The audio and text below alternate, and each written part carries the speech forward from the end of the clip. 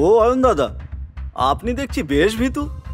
আমাদের সঙ্গে থাকুন, তাহলে একটু সাহসী হয়ে যাবেন। কথাটা অয়নকে খোঁচা মেরেই বলা হলো, যদিও এসব শোনার পরেও অয়ন চুপ করেই থাকে। ইতিমধ্যেই কয়েকজন গুন্ডা সেখানে ঢোকে আর প্রেম সেন গুন্ডাদেরকে ভেতরে আসতে দেখে। মনে হচ্ছে এই মোটা ষাঁড়ের গায়ে গন্ডারের চামড়া লাগানো। এত মার খাওয়ার পরেও ব্যাটার শিক্ষা হয়নি। কোনো ব্যাপার না, এদের ব্যবস্থা আমি করছি।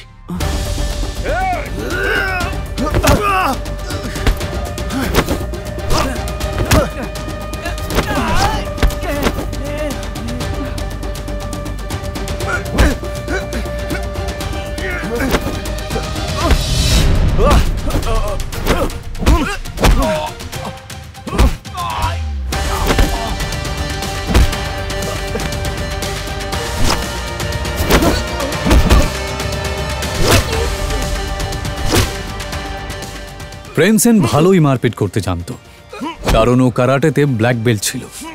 এক এক করে প্রেম সেন গজেন্দ্রের সমস্ত সাঙ্গপাঙ্গকে মাটিতে মিশিয়ে দেয়।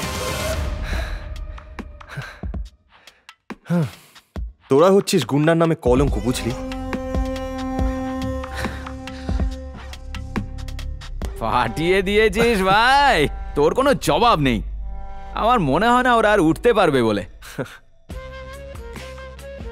মিস রুষা আর রূপালী, তোমরা ঠিক আছো? প্রেমের প্রশ্নটা শুনে রুষা আর রূপালী তাদের ঘাড় নাড়ল। প্রেম আসলে এসব করছিল রুষার নজর কাড়ার জন্য। যদিও রুষার নজর তখন তার স্বামী অয়নের দিকেই ছিল, সেই অয়ন যে চুপচাপ বসে গুন্ডাদের দিকে তাকিয়েছিল। প্রেম সেন আরও ক্ষিপ্ত হয়ে যায়। ভাই, এবার এদেরকে নিয়ে কি করবি? কাউকে ডাকবো নাকি এদের ব্যবস্থা করার জন্য? আরে তার দরকার পড়বে না, আমার স্টাফ দেখে নেবে। চলো তোমরা বাইরে চলো। পারাস আসলে একটু বাড়তি কথা বলছিল, যদিও সেরকম কিছু করার ক্ষমতা ওর ছিলই না।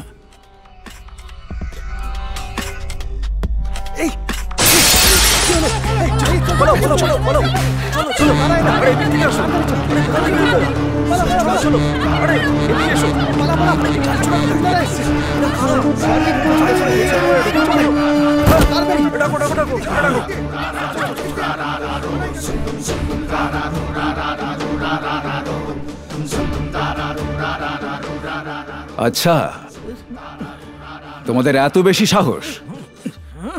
যদি তাই হয় তাহলে আমার সামনে এসো। সেই তো, ভয় কেন পাবো?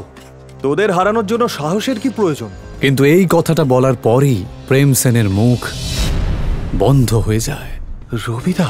নিজের সামনে দাঁড়ানো লোকটাকে দেখা মাত্রই প্রেম সেনের থোতা মুখ ভোঁতা হয়ে যায়, কারণ তার সামনে দাঁড়ানো লোকটা আর কেউ নয়, সে ছিল রবিদা।